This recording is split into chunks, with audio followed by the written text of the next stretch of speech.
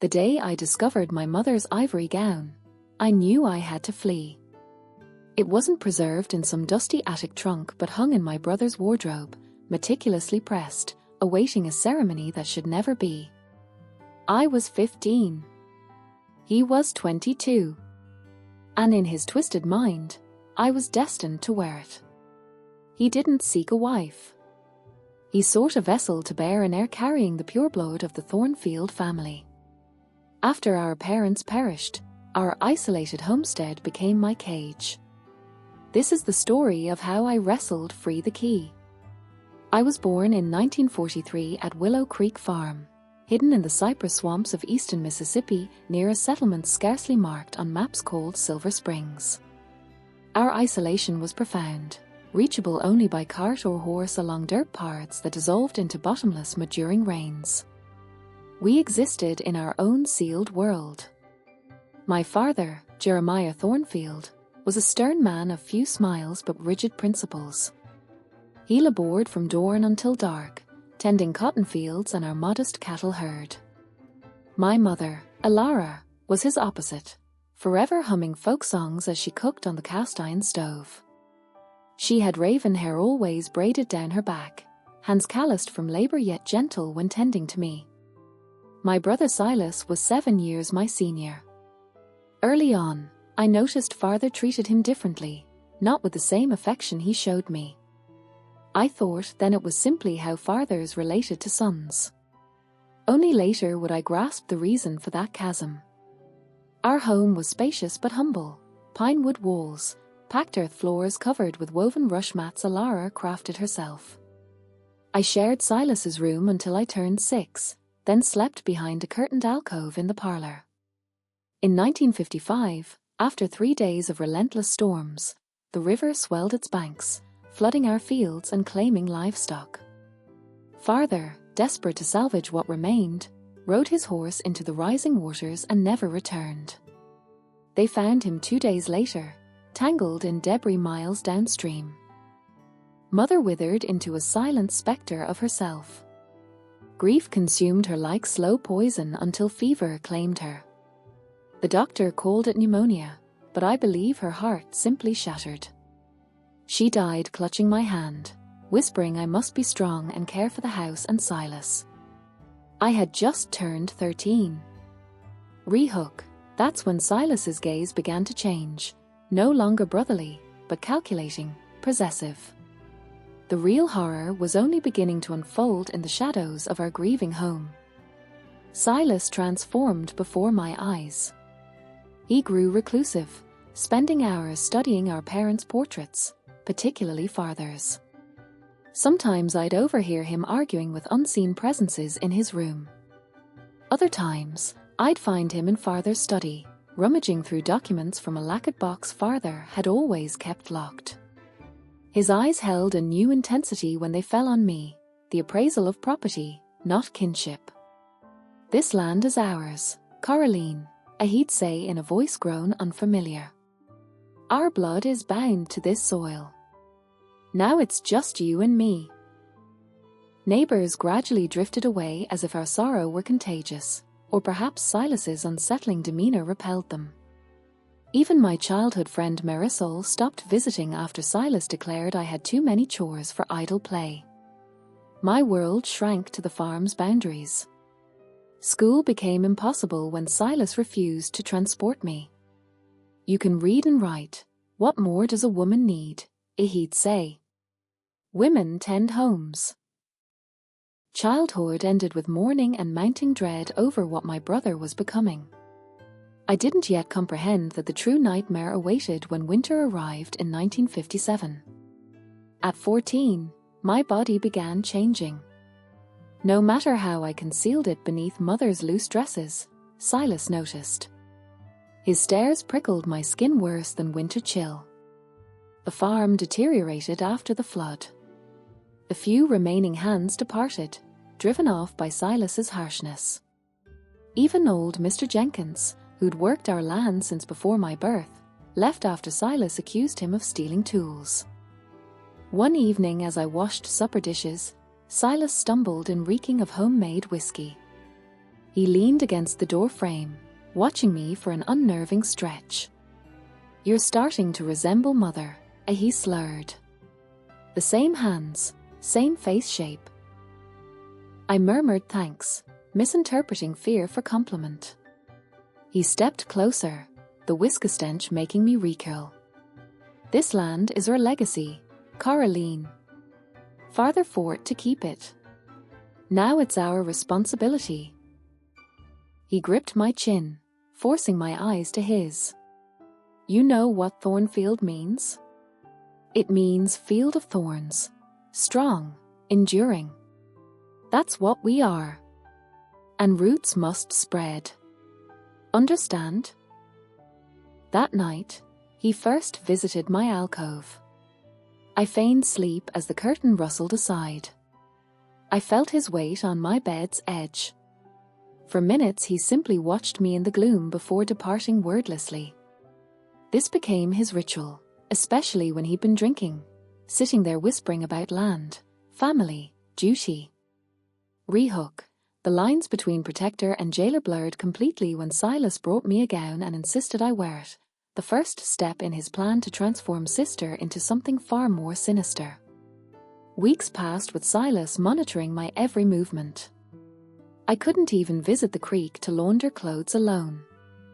"It's dangerous," he claimed. "What took farther could take you. You're all I have left, all the Thornfields have. I must protect you."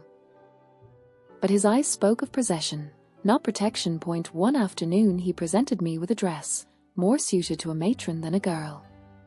"It was Mother's," he said. "Found it in the attic trunk." I protested, preferring my simple frocks, but his stare brooked no refusal. The dress was lovely, faded lavender with embroidered violets at the neckline, yet wearing it felt like becoming someone else, as if Silas sought to erase Caroline and resurrect what was gone. Spring 1958 arrived, and I turned 15. We sat on the porch after supper when Silas spoke of the farm's future. "We need more people here, Caroline. Land doesn't prosper without workers, without strong family." "We could hire more hands," I offered naively. He laughed dryly. "Hired hands come and go. Family remains. Thornfield blood must continue on this land." Ice flooded my veins as I understood his meaning. Continuation. Family. Bloodline. That night when he entered my alcove, he didn't merely sit watching. He lay beside me, stroking my hair as Mother once did, yet his touch held nothing maternal.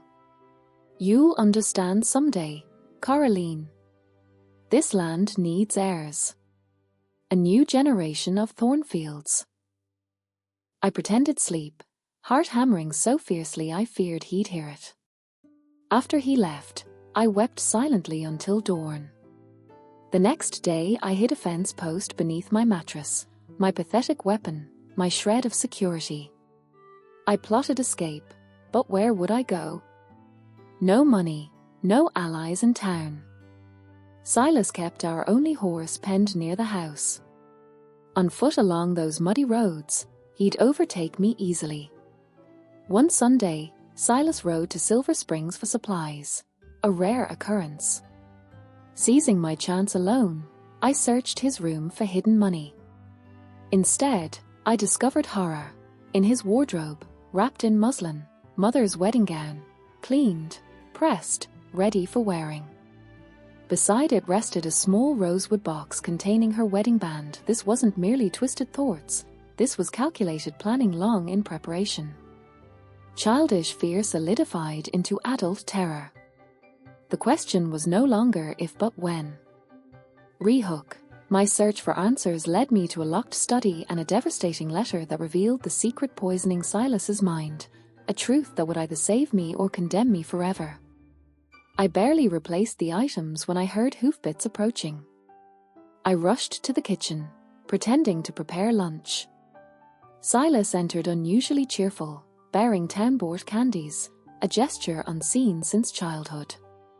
This sudden kindness unnerved me more than his rages.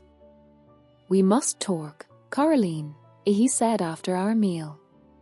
"I have plans for us, for the farm's future." I nodded, courage failing to meet his eyes. I needed time to devise escape. That night he drank heavily in the parlour, muttering to himself, sometimes laughing, sometimes cursing. Through my curtain's gap, I saw him stagger to his room eventually. Certain he slept, I fetched my hidden post and ventured to the study. The door was locked, but I knew the key lay atop the kitchen cabinet. Moonlight through the window illuminated Father's oak desk strewn with papers. Among them lay a letter in Mother's handwriting addressed to Father, dated before my birth.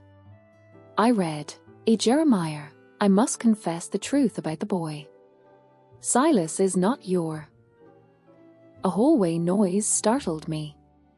I hid behind drapes as Silas entered with a kerosene lamp.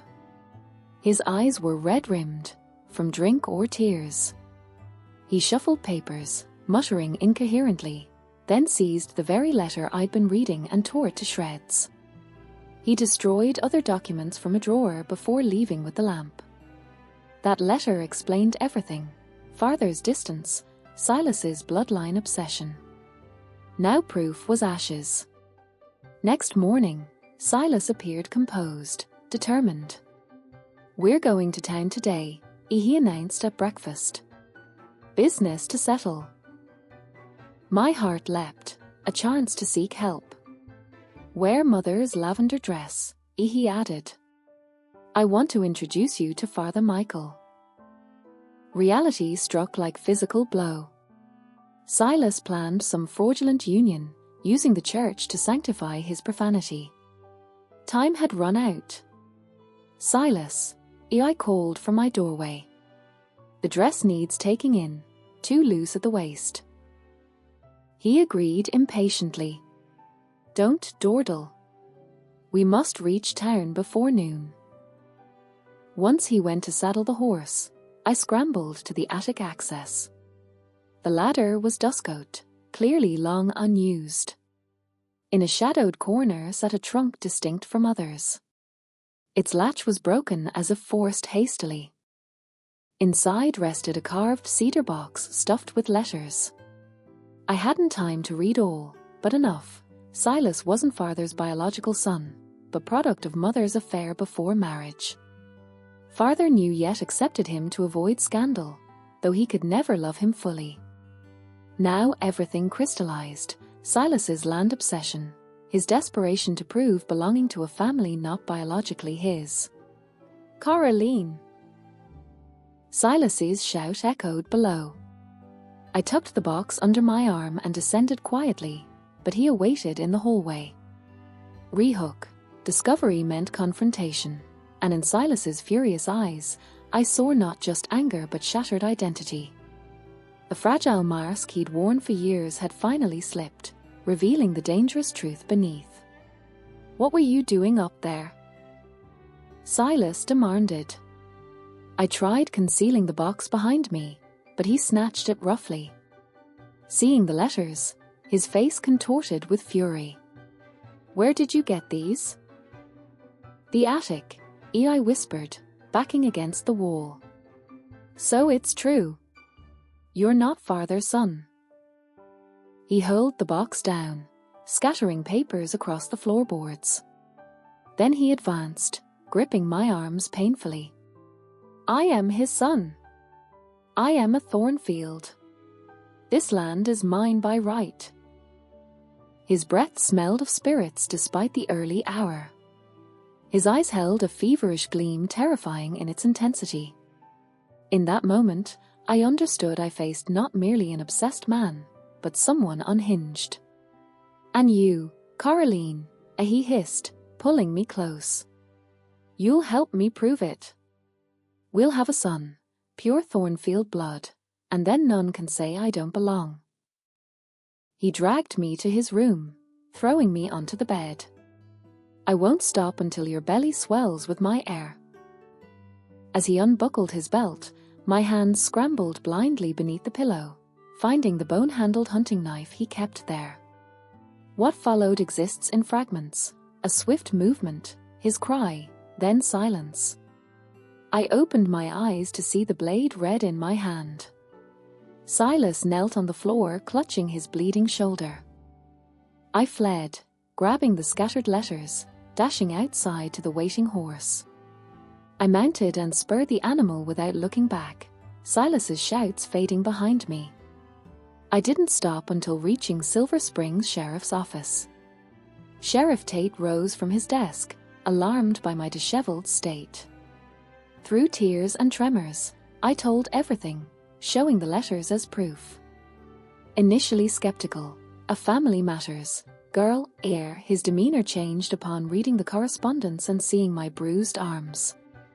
He took me to his home where his wife, Martha, offered tea and solace. That night in a clean bed, I wept for my parents, for the brother I'd loved, for my stolen childhood. But for the first time, I dared feel hope. 3 days later, Sheriff Tate delivered crushing news. Silas had come to town with his own tale. He claims you tried to kill him in his sleep, stole documents, that you've been disturbed since your parents died. But the letters. Old family papers. Coraline. They don't prove what happened between you. And he has a witness, Father Michael, who says Silas had expressed concerns about your mental state for weeks. Worse still, Silas is your legal guardian. As a minor, the law places you in his custody. The system meant to protect had condemned me.